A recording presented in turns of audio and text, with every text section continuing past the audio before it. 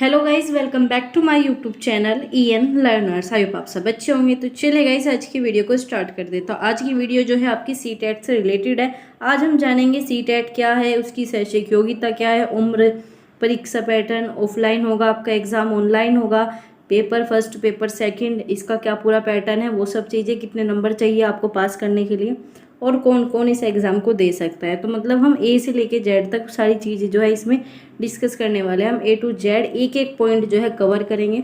आपको इस वीडियो को देखने के बाद CTET से रिलेटेड आपका कोई भी डाउट नहीं बचेगा। बस आपको ये वीडियो जो है वो पूरी देखनी है।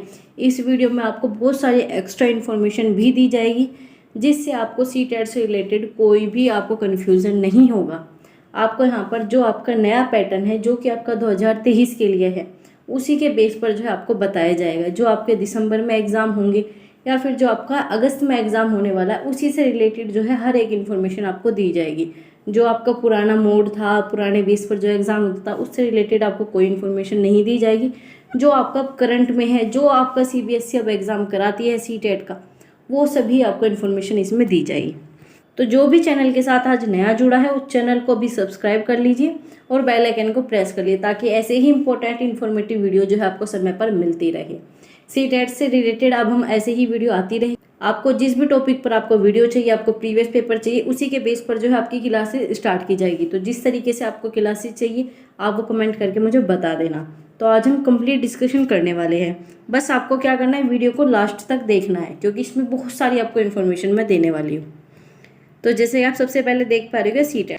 तो सबसे पहले हम जानते हैं CTET की फुल फॉर्म क्या है। CTET सेंटर, T से आपका टीचर, E से आपका एलिजिबिलिटी, और T से क्या है आपका टेस्ट। तो यहाँ पर लिखा हुआ है centre teacher eligibility test.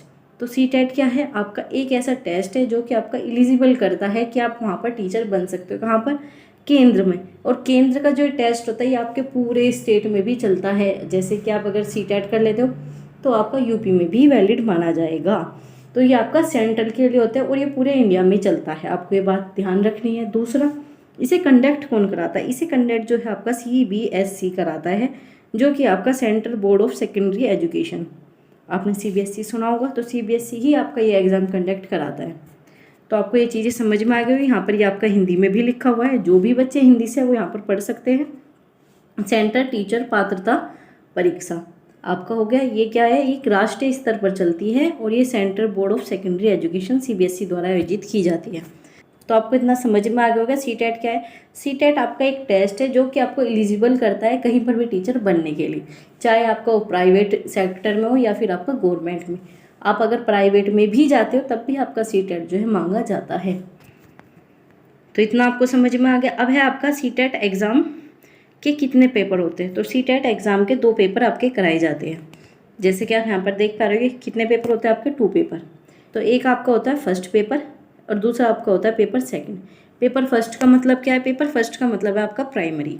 Primary stage क्या होती है? प्राइमरी जहाँ पर आप फर्स्ट क्लास से लेकर आप 5th क्लास के बच्चों को पढ़ाते हो, मतलब 1 से लेकर 5वीं तक के बच्चों को जहाँ पर पढ़ाया जाता है, वो आपका प्राइमरी स्टेज होता है। तो प्राइमरी स्टेज के लिए जो आपका पेपर होता है वो आपका पेपर फर्स्ट होता है।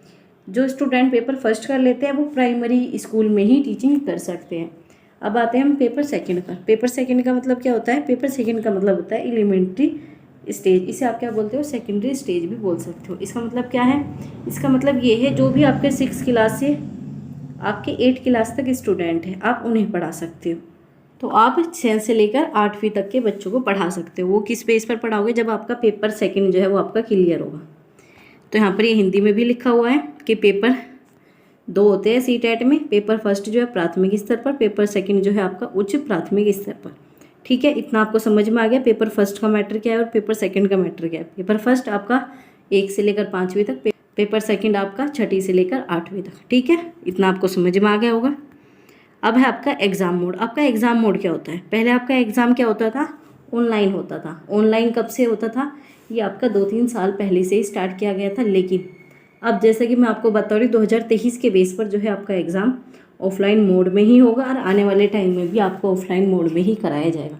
तो आपका CBSE ने कह दिया था कि हम इस एग्ज़ाम को ऑनलाइन मोड में नहीं करा सकते, इसी वजह से जो है अब ये एग्ज़ाम ऑफलाइन होगा।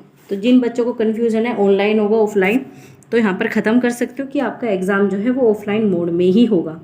दूसरा, पेपर पेन टेस्ट हो गए, जो कि मैंने बताया आपको ऑफलाइन मोड। और इसमें जो है आपके क्वेश्चन वो आते हैं आपके MCQ, मतलब ऑब्जेक्टिव टाइप। आपको एक क्वेश्चन दिया होता है, आपके पास 4 ऑप्शन होते हैं, आपको 4 ऑप्शन में जो सा आपको सही लगता है आप उस गोले को भर के आ जा सकते हो। तो यही आपका ऑफलाइन एग्जाम में होता है। और आपका मल्टीपल चॉइस क्वेश्चन आपके इसमें देखने को मिलते हैं। इतना आपको समझ में आ गया कि आपका एग्जाम मोड क्या है। ये आपका यहाँ पर हिंदी में लिखा हुआ है, बहुविकल्पीय प्रश्न जो है आपके इसमें आते हैं। आगे है आपका कि आपका एलिजिबिलिटी क्राइटेरिया क्या होता है, इस एग्ज़ाम को कौन कौन दे सकता है। इस चीज़ को लेकर बच्चों के इतने डाउट होते हैं कि उनका कभी क्लियर नहीं हो पाता। लेकिन आज इस वीडियो को देखने के बाद आपका इसमें कोई भी डाउट नहीं बचेगा। आप सिंपल सा, अगर किसी ने भी BLED किया हो या फिर DLED किया हो, यहाँ पर लिखा हुआ भी है, आप यहाँ पर देख सकते हो, DLED किया हो किसी ने, या फिर आपका BLED किया हो, मतलब आपने कोई भी टीचिंग से रिलेटेड 2 साल का कोई भी डिप्लोमा किया हो, उसमें आपका BEd भी होगा, आपका BTC भी होगा। BTC या DLED एक ही बात है। तो आपका टीचिंग से रिलेटेड कोई भी आपका डिप्लोमा जो कि आपने 2 साल किया है, और उसमें भी क्या आपके 50+ मार्क्स उसमें होने चाहिए। 50+ मार्क्स आपके उसमें होने ही चाहिए। बहुत सी जगह क्या होता है आपके 45 भी हो सकते हैं, जैसे कि यहाँ पर लिखा है कि आप 45 अगर किसी के पास हो तो वो भी कर सकता है, लेकिन आप मैक्सिमम जो है आपके 50% ही आपके होते हैं किसी भी डिप्लोमा में। आप ये मान के चलिए, अगर आपके 50+ मार्क्स है किसी भी डिप्लोमा में, आपने BEd किया हो, BTC किया हो, DLED किया हो, BLED किया हो, आपने कुछ भी किसी भी स्टेट से किया हो, हरियाणा से किया हो, UP से किया हो, राजस्थान से किया हो, बिहार से किया हो, आपने कहीं से भी किसी भी स्टेट में अगर आपने टीचिंग से रिलेटेड कोई भी डिप्लोमा किया है, आपने स्पेशल एजुकेशन में भी किया हो, तब भी जो है आप इसी में आओगे। जैसे बहुत से क्या करते हैं, BEd जो है स्पेशल एजुकेशन से कर लेते हैं, तो BEd भी इसी में इंक्लूड हो जाएगी। बस आपको क्या चाहिए, 50+ मार्क्स उसमें चाहिए ही चाहिए। ये आपकी कंडीशन हो गई, ठीक है। और दूसरी इसमें क्या डाउट रहता है आपका अपेयरिंग। बहुत से बच्चे क्या कहते हैं, मैम हमारा जो है 1st सेमेस्टर है, हमारा 2nd सेमेस्टर है, हमारा 1st ईयर है, 2nd ईयर है, तो हम इस एग्ज़ाम को फिल कर सकते हैं या नहीं। तो आपका CBSE कहता है, अगर आपने किसी भी टीचिंग रिलेटेड कोई भी डिप्लोमा में अगर आपने एडमिशन ले लिया, आपने पर्टिकुलर कहीं पर भी एडमिशन ले लिया और आपका एडमिशन प्रोसेस कंप्लीट हो गया, सिर्फ एडमिशन प्रोसेस, ना कि आपका पूरा डिप्लोमा, तो आप जो है वहाँ पर अपना कहीं पर भी आप अपना CTET फिल कर सकते हो। CTET फिल मतलब जैसे कि आपने कल आपका एडमिशन कंप्लीट हो गया, तो आपका अगर आज CTET का फॉर्म निकलता है तो आप आज भर सकते हो, और आपका क्लियर हो जाता है तो आपका वैलिड भी होगा। और वैलिड कब तक होगा, वो आपका पूरा जीवन भर, आजीवन, मतलब आपको CTET फिर दोबारा देने की ज़रूरत ही नहीं है। पहले क्या होता था, CTET 7 साल के लिए होता था, पहले 2 साल के, मतलब अलग अलग आपकी क्राइटेरिया रखे जाते थे। लेकिन अब क्या, अगर CTET है, आपने अपेयरिंग में भी भरा है, चाहे आपका 1 दिन हुआ हो एडमिशन लिए या फिर आपके 2 दिन, तो आप तब भी भर सकते हो और वो आपका वैलिड होगा। और दूसरा, वो आपका पूरी लाइफ तक वो ही CTET आप लगा सकते हो कहीं पर भी टीचिंग एग्जाम के लिए। तो ये चीज़ आपको समझ में आ गई होगी। तो ये आपको यहाँ पर सारे क्राइटेरिया लिखे हुए आप देख सकते हो, DLED, BLED, स्पेशल एजुकेशन जो मैंने अभी आपको बताया 2 साल का डिप्लोमा होता है एजुकेशन में, तो वे वाले बच्चे भी आपके सब भर सकते हैं। और ये आपका पेपर फर्स्ट और पेपर सेकंड दोनों के लिए है। बहुत से बच्चे क्या करते हैं कि अगर BTC की है तो सिर्फ पेपर फर्स्ट भरते हैं, ऐसा नहीं है। BTC जो है प्राइमरी के लिए होती है, लेकिन आप CTET के दोनों ही पेपर दे सकते हो, ये चीज़ आपको याद रखनी है। अगर आपने BEd किया है तो आप प्राइमरी वाला भी दे सकते हो, अगर आपने BTC किया है तो आप सेकेंडरी वाला भी दे सकते हो। तो आप किसी भी डिप्लोमे में अगर आपने किया है तो आप फर्स्ट पेपर भी दे सकते हो और सेकेंड पेपर भी दे सकते हो। आपको ये चीज़ें भी समझ में आ गई होगी। तो ये आपका यहाँ पर हो गया, ये सारा आप पढ़ लेना, इसकी PDF मैं आपको दूंगी। वैसे मैंने आपको ये सब चीज़ें समझा दी कि आपने BA BEd मतलब आपने टीचिंग से रिलेटेड कोई भी डिप्लोमा किया हो, वो सब जो है इसमें इंक्लूड हो जाएंगे। अब आती है आपकी एज लिमिट। आप CTET जो है किस एज तक दे सकते हो, तो CTET की एज लिमिट नहीं होती मतलब अगर आप 60 साल के भी हो और आपका BEd या BTC है तो आप तब भी CTET दे सकते हो, लेकिन आपकी मिनिमम एज जो है आपकी 18 ईयर्स होती है। और आपके 18 से ऊपर वाले ही बच्चे मिलते हैं, क्योंकि जब आप अपनी ग्रेजुएशन पूरे करते हो, कोई भी टीचिंग डिप्लोमा करते हो, तो आपकी 18 साल से ज़्यादा ही आपकी एज देखने को मिलती है। तो ये चीज़ आपको याद रखनी है कि इसमें कोई भी एज लिमिट नहीं है। आप चाहे पेपर फर्स्ट भरो या पेपर सेकेंड, आप कोई सा भी पेपर भरो, आप अगर 50 साल के हो तब भी आपका वैलिड होगा, अगर आप 70 के हो तब भी आपका वैलिड होगा। इसकी कोई भी अपर एज निर्धारित नहीं की गई है। आपको एज लिमिट समझ में आ गई होगी। अब देखते हैं आपका पासिंग क्राइटेरिया क्या है। इस चीज़ में बच्चों के बहुत ज़्यादा कन्फ्यूज़न रहते हैं। तो आपको सबसे पहले याद रखना होगा, ये एग्ज़ाम है आपका सेंटर का। तो आप सेंटर में जिस भी कैटेगरी में आते हो आपको वो कैटेगरी लेकर चलनी है। आपको स्टेट की कैटेगरी लेकर नहीं चलनी। आप सेंटर में अगर ओबीसी में आते हो तो आप ओबीसी के बेस पर लोगे, अगर आप जर्नल में आते हो तो आप जर्नल में जाओगे। तो जैसे कि यहाँ पर लिखा हुआ है कि अगर आपके 60% आते हैं, वो भी जनरल कैटेगरी में अगर आपके 60% का मतलब क्या होता है, आपके 90 मार्क्स। अगर आपके 90 नंबर आ रहे हैं तो आपका सीटेट क्वालिफाई होगा, चाहे आपका फर्स्ट पेपर हो या सेकेंड पेपर। दूसरा, जिनकी रिजर्व कैटेगरी होती है जैसे SC ST OBC PW, इन सबके 55% क्या होते हैं आपके 82। तो अगर इनके 82 है और बहुत से क्या होते हैं OBC में आपके 85 माने जाते हैं, तो अगर इनके इतने मार्क्स हैं तो आपका सीटेट क्वालिफाई होता है। तो जो भी SC ST वाले हैं उनके 82 नंबर होने चाहिए, जो जनरल कैटेगरी के हैं उनके 90 नंबर होने चाहिए। ये आपका मिनिमम क्राइटेरिया है। आप इससे ज़्यादा कितने भी ला सकते हो, लेकिन आपको इतने चाहिए ही चाहिए। अगर किसी बच्चे के 81 है तो उसका सीटेट क्वालिफाई नहीं होगा। अगर किसी जनरल बच्चे के 89 है तो उसका भी सीटेट क्वालिफाई नहीं होगा। ये चीज़ आपको याद रखनी है, ठीक है। और ये नंबर आपके कितने में से आते हैं, ये आपके 150 क्वेश्चन में से आते हैं, वो भी हम डिस्कस करने वाले हैं। आपके कितने क्वेश्चन होते हैं, तो ये आपके नंबर कितने में से आते हैं, आपके 150 क्वेश्चन में से आपको 90 नंबर लाने होते हैं अगर आप जनरल कैटेगरी में। तो आपको ये सब चीज़ें समझ में आ गई होगी। इसका पासिंग क्राइटेरिया क्या होता है, आपके कितने नंबर पर ये पास होता है। अगला है आपका परीक्षा पैटर्न। आपका परीक्षा पैटर्न क्या होता है, सबसे पहले यहाँ पर लिखा हुआ है जो आपका प्राथमिक होता है, जो कि आपका प्राइमरी होता है 1st से लेकर 5th क्लास तक, तो उसमें आपके कितने क्वेश्चन आते हैं, 150 क्वेश्चन, 150 क्वेश्चन जो है उसमें आपको देखने को मिलेंगे, ठीक है। दूसरा, वो आपका क्वेश्चन जो होंगे वो कौन से होंगे, बहुविकल्पी होंगे, जैसे कि भी मैंने आपको बताया, और उसमें से जो है आपको एक का आंसर देना होगा। दूसरा, आपका सिलेबस क्या होता है, इसमें सिलेबस ये होता है जैसे यहाँ पर लिखा हुआ है कि पेपर फर्स्ट में जो है आपका बाल विकास या फिर शिक्षा मंदिर, मतलब ये आपका शिक्षण शास्त्र लिखा हुआ है, यहाँ पर मंदिर नहीं लिखा हुआ। तो आपका सबसे पहले क्या आ गया, CDP, ठीक है, ये आपका फर्स्ट हो गया। दूसरा है आपका भाषा हो गया आपकी फर्स्ट, एक आपकी भाषा, सेकंड हो गया अंग्रेजी, दूसरी आपकी गणित, और आपका 5th हो गया पर्यावरण। जैसे कि यहाँ पर लिखा हुआ है डिटेल में, ये आप यहाँ पर देख पाओगे। आपका ये हो गया यहाँ पर चाइल्ड पेडागोजी फर्स्ट, ये आपका सेकंड सब्जेक्ट, ये आपका थर्ड, और ये आपका मैथमेटिक आपका 4th, और ये आपका हो गया इन्वायरमेंट 5th। अब आप इन्हें जानो कि आपका एक सब्जेक्ट जो है कितने मार्क्स का होता है। आपका एक सब्जेक्ट जो है 30 का है, आपके पास 5 है टोटल, आपका एक कितने का हो गया, 30 का, तो टोटल कितने हो गए आपके 150। तो आपके 150 क्वेश्चन आएंगे, हर पोर्शन में से आपके 30 क्वेश्चन देखने को मिलेंगे। ये आपका फिक्स ही होता है कि CDP के आपको 30 क्वेश्चन, आप कोई सी भी लैंग्वेज चूज़ करोगे तब भी आपको 30 क्वेश्चन, अब दूसरी लैंग्वेज में भी आपके 30 क्वेश्चन, मैथ में भी 30 क्वेश्चन, और EVS जिसे आप इन्वायरमेंट स्टडीज़ बोलते हो, इसमें भी आपके 30 क्वेश्चन देखने को मिलेंगे, ठीक है। और दूसरा, आपकी इसमें नो नेगेटिव मार्किंग, ये मोस्ट इम्पोर्टेंट है, क्योंकि बच्चे क्या सोचते हैं इसमें नेगेटिव मार्किंग है नहीं है, इसमें डाउट बना रहता है। तो इसमें कोई भी आपकी नेगेटिव मार्किंग नहीं है। सीटेट बिना नेगेटिव मार्किंग के लिया जाता है। आप इसमें 150 के 150 क्वेश्चन आराम से करके आ सकते हो, आपके कोई भी नंबर एक्स्ट्रा में नहीं कटेंगे, ठीक है। आपको ये चीज़ें समझ में आ गई। ये आपका पूरा हिंदी में लिखा हुआ है। तो आपका पेपर फर्स्ट का समझ में आ गया। चलिए पेपर सेकंड देखते हैं। पेपर सेकंड आपका बताया, जैसे कि मैंने आपका उच्च प्राथमिक स्तर के लिए होता है, आपका 6 से लेकर 8 क्लास के शिक्षक के लिए। इसमें भी आपके 150 ही क्वेश्चन होंगे, याद रखना। उसमें भी 150 होते हैं, इसमें भी 150 क्वेश्चन, ठीक है। और इसमें जो है सारे MCQ होंगे।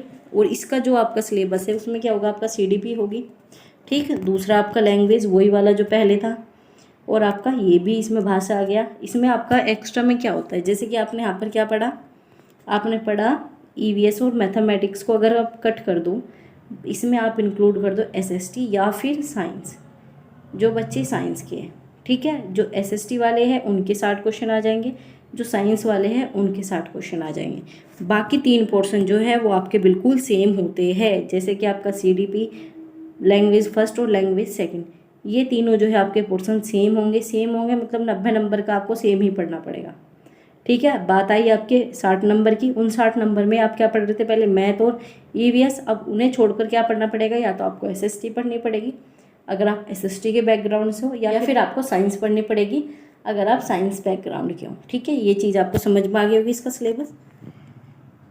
तो चलिए अब कुछ मोस्ट इम्पोर्टेंट पॉइंट है जिन्हें आपको जान लेना भी बहुत ज़रूरी है। जैसे कि आप पर लिखा हुआ है, जब कोई भी कैंडिडेट जब फर्स्ट और सेकंड पेपर भरता है तो उसमें अब डिपेंड करता है आपका एलिजिबिलिटी। जैसे कि BTC वाले क्या करते हैं, पेपर फर्स्ट भर लेते हैं, और जो B.Ed वाले हैं वो पेपर सेकंड भर लेते हैं। ये आपके ऊपर डिपेंड करता है आप किस तरफ जो है जाना चाहते हो। लेकिन आप दोनों ही पेपर भर सकते हो, चाहे आपने BTC किए हो या फिर B.Ed, और दोनों आपके जब क्लियर हो जाते हैं तो आपके दोनों ही वैलिड माने जाते हैं। दूसरा यहाँ पर पॉइंट है आपका, आप कोई सा भी मीडियम जो है क्वेश्चन का चूज़ कर सकते हो।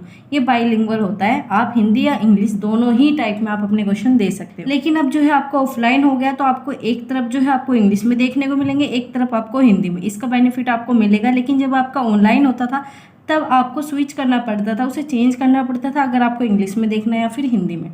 लेकिन आप एग्ज़ाम अपने अकॉर्डिंग दे सकते हो। अगर आप हिंदी मीडियम के हो तो आप हिंदी मीडियम में ही दो, अगर आप इंग्लिश मीडियम के हो तो आप इंग्लिश मीडियम में अपने एग्ज़ाम दो। तो आपको जो पेपर है वो दोनों ही लैंग्वेज में देखने को मिलेगा, क्योंकि अब जो आपका क्वेश्चन पेपर है वो आपका ऑफलाइन होगा।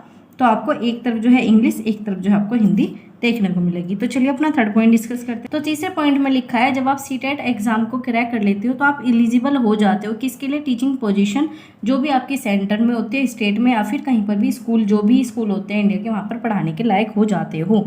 लेकिन जब आपकी गवर्नमेंट की बात चलती है तो गवर्नमेंट में आपकी अलग अलग वैकेंसी निकलती है, जैसे DSSS, तो उसमें भी आपका CTET मांगा जाता है। जिन बच्चों का CTET क्वालिफाई होता है वो ही इसमें अप्लाई कर सकते हैं। ऐसे ही आपकी बहुत सारी वैकेंसी होती है, जैसे कि आपका सुपर टेट हो गया यूपी का, जैसे कि आपका KVS हो गया, आपका NVS हो गया, नवोदय विद्यालय के लिए जो पोस्ट निकलती है, तो उसके लिए जो है आपका CTET होना ज़रूरी है। तो ये जो थे आपके मोस्ट इंपॉर्टेंट पॉइंट्स थे जो आपको याद रखने हैं। तो आपको सारी चीज़ें जो है समझ में आ गई होगी। मैं आपको एक बार फिर से रिवाइज करा देती हूँ, जिससे जो है आपको कोई भी कन्फ्यूज़न ना बचे। सबसे पहले CTET क्या है, CTET आपका एलिजिबिलिटी टेस्ट है जो कि कहीं पर भी टीचिंग करने के लिए आपका मांगा जाता है। दूसरा शैक्षिक योग्यता क्या है, आपने टीचिंग से रिलेटेड कोई भी डिप्लोमा किया हो, उसमें आपके 50% हो तो आप जो है इस एग्ज़ाम को दे सकते हो। दूसरा आपकी आयु सीमा इसमें नहीं है, कोई भी एज लिमिट इसमें नहीं है। परीक्षा पैटर्न जो है आपका 2 पेपर में होता है, first paper and second paper, ठीक है। और दूसरा ये आपका ऑनलाइन नहीं होता, ये आपका ऑफलाइन ही होता है। पहले क्या होता था, ये आपका ऑनलाइन होता था, लेकिन अब क्या आपका ऑफलाइन होता है। इस चीज़ को आपको ध्यान रखना है। दूसरा पेपर फर्स्ट, पेपर सेकंड, इन दोनों का सिलेबस मैंने आपको बता दिया। इसमें कितने मार्क्स का होता है, इसमें आपके 150 क्वेश्चन देखने को मिलेंगे, और प्रत्येक जो भी पार्ट इसके डिवाइड है उससे आपके 30-30 क्वेश्चन देखने को मिलते हैं। जैसे कि CDP आपकी 2 लैंग्वेज हो गई, हिंदी या इंग्लिश, जोन सी भी आप लेना चाहते हो, संस्कृत, जो भी आपको अच्छी लगती है आप कोई सी भी लैंग्वेज चूज़ कर सकते हो। जो आपका 4th है वो आपका मैथ हो गया, जो आपका 5th है वो आपका EVS हो गया। ये आपका पेपर फर्स्ट का हो गया। सेकंड में क्या होगा, आपका EVS और मैथ को कंबाइन करके, अगर आप SST के हो तो आप SST के उसमें चले जाओगे, और अगर आप साइंस के स्टूडेंट के हो तो आप साइंस और मैथ के आपके क्वेश्चन आ जाएंगे 60 नंबर के। इसके बाद है कितने नंबर पर पास होता है, ये आपका 90 नंबर पर पास हो जाता है अगर आप जनरल कैटेगरी से बिलोंग करते हो। लेकिन अगर आप SC ST OBC कैटेगरी से हो तो आपका 82 पर जो है आपका CTET पास मान लिया जाता है। तो आपको ये चीज़ें समझ में आ गई। दूसरा ये आपका ऑफलाइन होगा, MCQ क्वेश्चन आएंगे, इसमें आपके 150 क्वेश्चन मिलते हैं, इसमें कोई भी नेगेटिव मार्किंग नहीं है, ये भी आपको ध्यान रखना है। तो ये सारी चीज़ें जो है मैंने CTET से रिलेटेड ऑलमोस्ट आपको सारी चीज़ें बता दी गई है।